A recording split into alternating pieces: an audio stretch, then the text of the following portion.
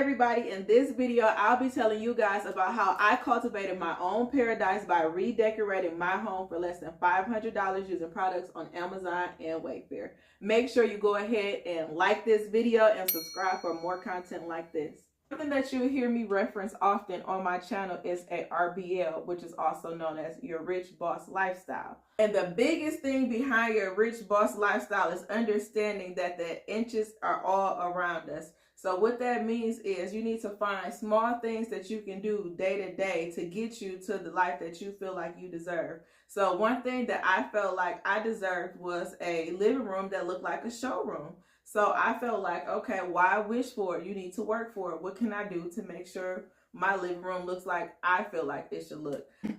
Let me start off by saying there was nothing ever wrong with my house or the place that I stay, but I've always viewed it as a stepping stone.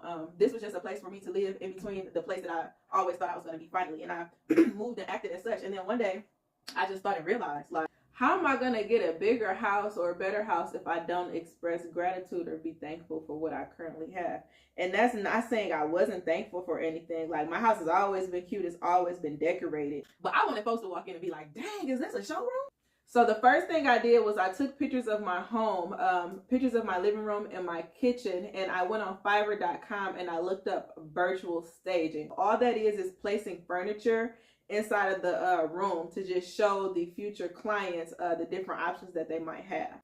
So not only did I want virtual staging, I also said I wanted to have a shopping list. I probably paid a guy about $150, and from there he took the pictures of my home and created a mock-up and included the things that I had, as well as items from Wayfair and Amazon, and I believe also Overstock. We started off kind of rocky. It started off with a little college feel, and then as we went back and forth, I started to engage with him more to tell him what I was looking for, and we were able to get what I have now. I did run into a couple mishaps with this. One thing was the timing. Like I said, me and him had to go back and forth before we found my vision. This was also around September, and it was supposed to be soft girl September. I said I was not going to do a lot of things that I used to do, and one of them was being Bobby to the builder. I said, I'm not building nothing.